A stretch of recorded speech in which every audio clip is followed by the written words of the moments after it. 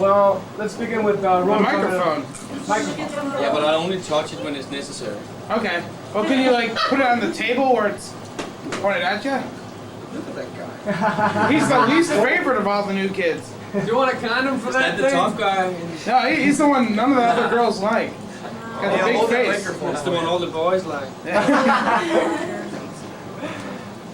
All right. So, what happened to King Diamond and Roadrunner Records? Let's begin with that. Well, we felt that in King Diamond that we needed a major label to support King Diamond, you know, to be able to take the whole band further, you know. And it's like Roadrunner had done a great job, a really good job, you know, for a bunch of years, you know, from the start and bringing us up to a certain level, you know, and been supporting us all they could. But there are limits within these independent labels, you know, and we came to a point where that limit was met and they could not do anymore whether they wanted or not, you know. And we felt we needed more, so we kind of had a little battle with lawyers and stuff, but we, you know, after 9 months actually, to be correct, you know, we came to a solution to the whole problem and got it solved, and there's no problem at all. So it's you know, we have a lot to thank them for, of course, you know, and they've done a great job for us and all this stuff, you know, and I think we've done quite a good thing for them too, you know. Yeah. So it's been mutually a very good collaboration there for a long time, and but there comes a time where you realize that, hey man, we need to get further than this, you know, we need this and this and this to be able to do it. Can you provide it? Where did the idea of Mercyful Fate Reforming originated? That actually happened after we went through this thing with Roadrunner, you know. We got free there, and I realized that I had to move to America to get the right deal with King Diamond, you know.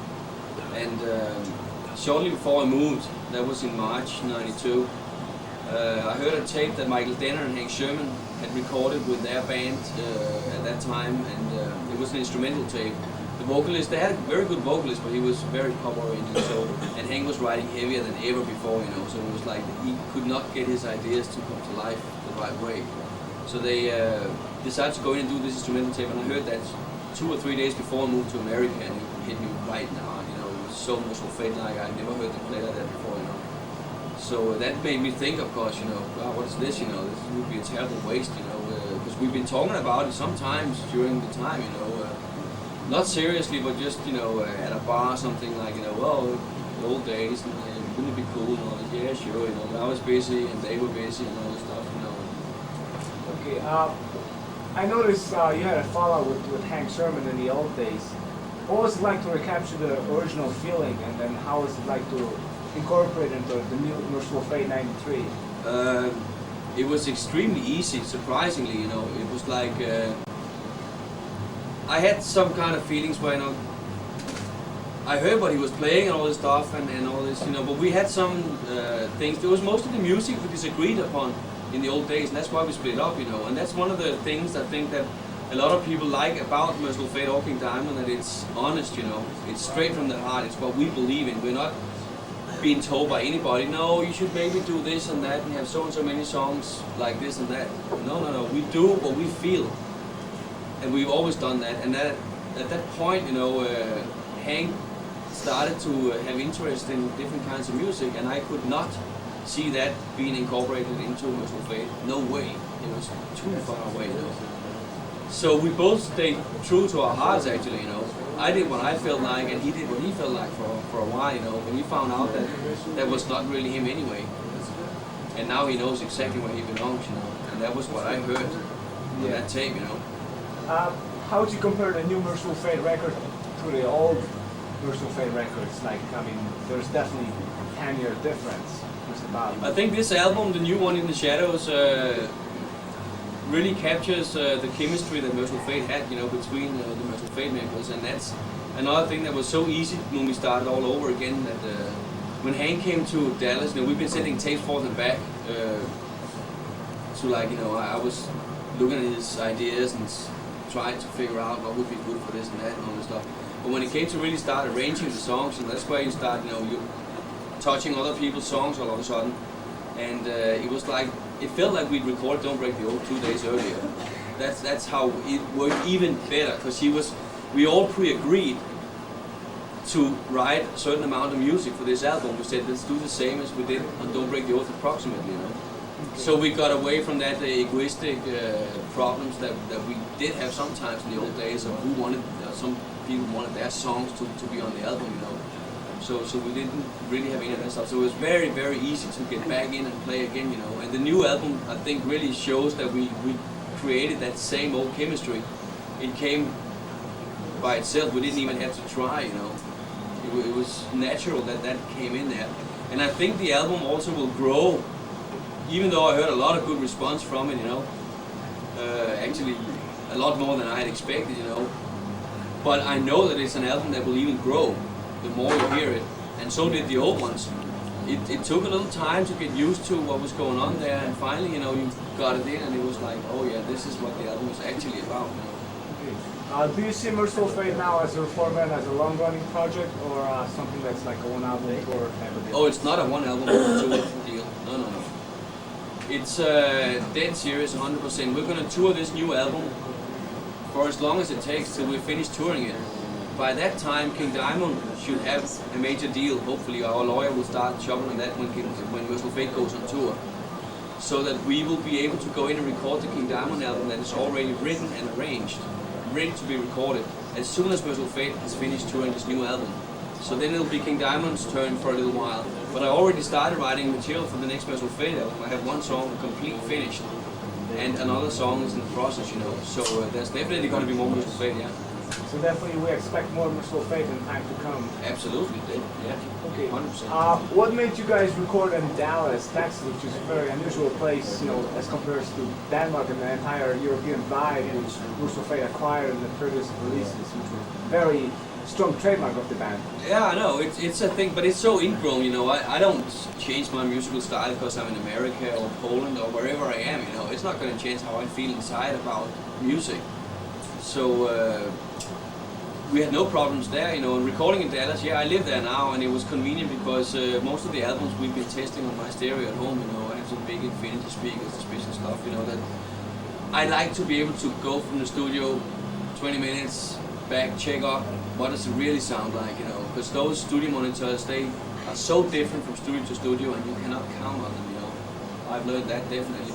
So that's why we did it there, one of the reasons. The other reason was that it's good for the other guys to be away from home, you know. They didn't have to go down and pay their bills Monday morning and all this stuff. They could concentrate. When they woke up, what did they have to do? They had to go to the studio and record that album. It was all that was on their mind, you know. And it really worked well, you know. They were very concentrated and focused, you know. Do you think there was a strong demand for a band like Mercyful Fate to form in the first place? I think there's been signs of that over the years, yes, where a lot of people have asked about it, you know, and it almost happened at one point where we were talking about doing one gig in Holland, you know, just a gig. But we were even talking about having Lars Ulrich on drums, you know, and he really wanted to do it too. And then all of a sudden, you know, record labels, our record label, started smelling money, I guess, you know, and it suddenly turned into, let's record it live, let's do this and that. It's like, no, this is not what we do to have a good time, you know, and that's it, and that's, we don't want all that other stuff involved in this, not with Lars in there, because, you know, suddenly Lars went, oh yeah, dollars, you know, we can make money on this. No, that's not the point. That was not the point of Lars playing on Return of the Vampire, that remake of that song on the new Mercyful Fate album. He didn't play on that just because we were going to go out and make some money, you know. We've been talking about it a long time. They like that song. I even have some bootleg CDs of Metallica's where they're playing that parts of that song, you know, when they do covers. And he called me from Mexico City and was like, hey, what do you say, King? I have a couple of days off now. Should we try and jam some Mercyful Fate stuff in the studio? Maybe you could try and rehearse Return of the Vampire a little bit before I get there, you know. And it's like he turned up there. He was there for 3 days in the studio.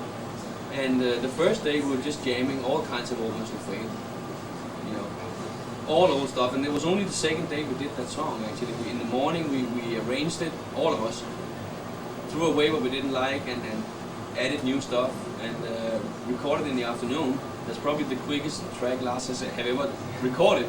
And it sounds great, I think, because it's so lively. It has a lot of live feel to it. It has that I think it has captured that atmosphere we had in the studio when we did it, because we had such a great time, you know. How would you say the strongest connection between Lars Ulrich and you, King Diamond, and the rest of Mercyful Fate both coming from Denmark, which is your native country? Well, that has a lot to do with, of course, you know, when we're there, you know, you use your special sense of humor that goes within Denmark, you know. You got a chance to speak Danish, you know, full time to pretty much full time, you know, to all of us, you know, and just, you know, we have pretty cynical jokes, you know, and I guess you have them everywhere, but there's some special ones from Denmark, you know, that we really got into, you know, and just everything had just this. I can tell you how much of a natural high it was to do it. Normally when we meet up, you know, or something like that, you know, if we party or have a good time, you know, well, some beers go by and all this stuff, you know. Here, the person that had the most beers while in these 3 days while we recorded it was a guy that had 2 beers, and that's unheard of, you know. So it was a natural high completely all the way. I realize you guys played some shows together already. What was it like to play live again as Mercyful Fate? Oh, great. It's such a pleasure to play those old songs, because even though King Diamond, I like Mercyful Fate so much that we kept on playing Mercyful Fate songs or excerpts of some, you know, and some we play full length, you know, because, you know, it's such a big part of me, you know. But now playing all those old songs, you know, in full length is great, you know. When we start the tour in September, we're gonna have 2 songs from the old mini LP, the 12-inch, you know, in the set. We're gonna have 4 songs from the Melissa album, 4 songs from Don't Break the Oath, and we're gonna have 6 from the new one. So there's gonna be a lot of stuff, and it's gonna be from the whole period, you know. So you're gonna hear Satan's Fall full length, you know, and it's gonna be there, you know. How did Metal Blade come out of the picture? They were one of the first that showed major interest, actually. Very, very quickly after it was announced that we actually here in Milwaukee, it was announced that Mercyful Fate is going to reunite, you know, last year. And it's been going by pretty quick. The album is out now. We're about to do the tour, you know, within 1 year from starting to look for a deal and all this. But they came in to the picture pretty quick. But the lawyer didn't seem to get too far. You know, the lawyer is great, and I have all confidence there. But he didn't have any material to present. So it's difficult when you don't have any material. It's just Mercyful Fate's going to reunite. How's that going to sound like? It could be who knows what. A lot of bands have tried to reform and didn't sound anything like what they used to do, you know. So, but then I had some of the stuff that I'd written, you know, on 4-track, and some of Hank's stuff too, you know. I think one of Michael Dennis, and I just on a 4-track. It was a drum machine, 2 guitars. That was it. Send it to him, listen to it, see what you think. What would you say? And that brought him. Yeah. Let's do it now, you know. What would you say the major differences between Mercyful Fate and King Diamond? There's quite a few, even though they're similar, of course.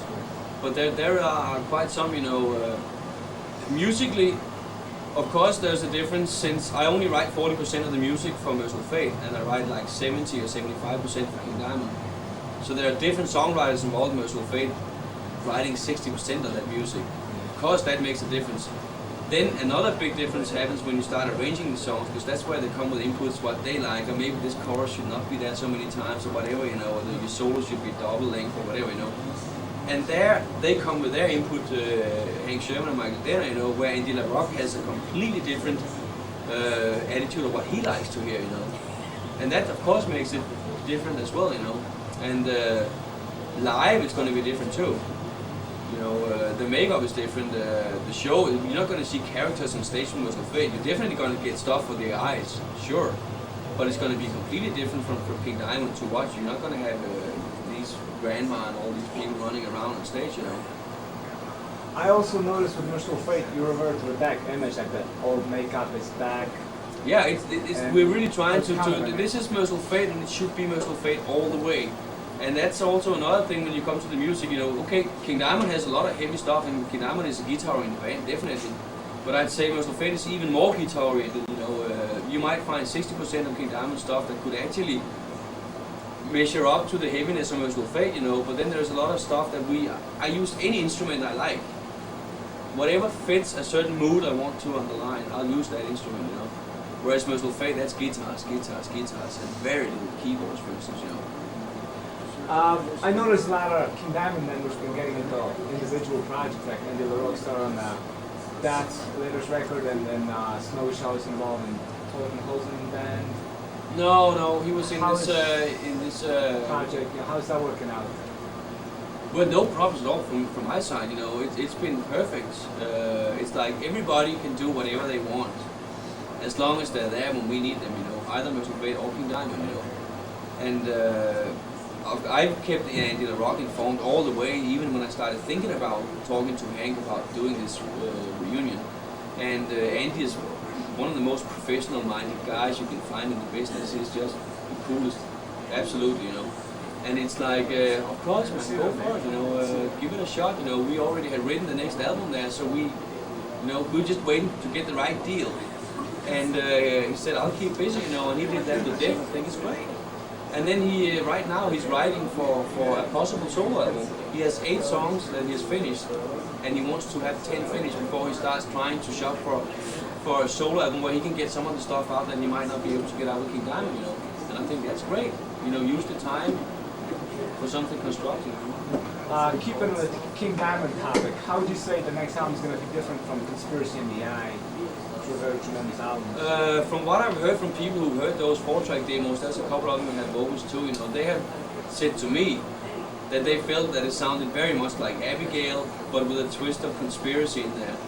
But there are other things too, because there's always a progression, there's always new things. The Spider's Lullaby, the title track, is like, I have not heard that feeling in any of our songs before, you know. It starts with the classic horror kind of intro for that song, but then suddenly, you know, drums come in and you have an orchestra playing and full power guitars, no bass guitars, played by cellos. But it has a very unique atmosphere, the way it's put together, and it's not like you just start a song after an intro and go for it. Because here we come back into the horror stuff again, you know, and then you come back into this other part which has all these different instruments. You know, it's hard to describe, but it's a very unique sound and atmosphere for that particular song. But it seems like it's getting heavier, harder, you know. It seems like that from what you had on the eye. Okay, we're here in Milwaukee at the Metalfest, basically. Set up. You had like the first Metalfest, and you've been present at the last one, introducing a few of the bands. What's your overall opinion, and what do you think of the Metalfest as an event? I think it's a great thing because a lot of bands are getting an opportunity to go out and play in front of an audience, you know, and get exposure. And you know, I think MTV's going to be here too. You guys are here. You know, there's a lot of media people here, and it's great exploitation for the bands who get a chance to play here. You know, I think so, definitely. All right, well.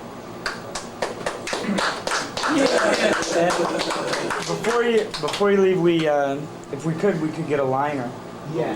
for Mind Melt. For what? For Mind Melt video. Sign the Mind cover, Melt. too. And yeah, of course we Yeah, gotta that's sing. it. And we'll tie this in when Fate does tour. We definitely want to do a multi-camera kind of thing. With the full band. Yeah. Promote Cool, as yeah. much as you can. Yeah. Cool. We'll be in Chicago. Stuff. Yeah. If you could do like a hi, I'm King Diamond from Mercyful Fate, you watching Mind Melt television, I'll be on whatever. That's Or fine. anything you want to add. And That's you just know, the come basics. see us. And- When I tour with Mercyful In Fate. September. Mind Melt. Mind Yeah, Melt. okay. Mind the Melt. Mind the Melt. Mind the Melt. Mind the Melt. Mind the Melt. Ah! Sing Okay. it like Abigail. You can do it in King Diamond voice, however you I desire. can sing it. Well, you can do it, man. Hey! You're the man! Give us a mind melt, like. Oh, come on. Great. Make it, we'll get another one. Mind melt! Give me my bone and I'll do it. What does he need? Remember the bone, the cross. Yeah, the crowd. Oh, yes. I only seen that on the pictures. Oh yeah? Grab the cow! Okay, you still feel Yeah. Seriously? God, you're getting We'll edit. crap. We edit everything. No, so. don't do that. We don't use the other stuff. Don't fucking edit it, man. Well, you never know. You guys ready? Manage. Yes. Let's hit it. Public access. Hi, this is King Diamond from Mercyful Fate, and you are watching Mind Melt. It's right Higher, here, higher. Mind Melt. We're gonna go on tour in September, so you better watch out. If you're not there, I'm gonna dig up my old grandma from under the old oak tree, etc. You. Ah!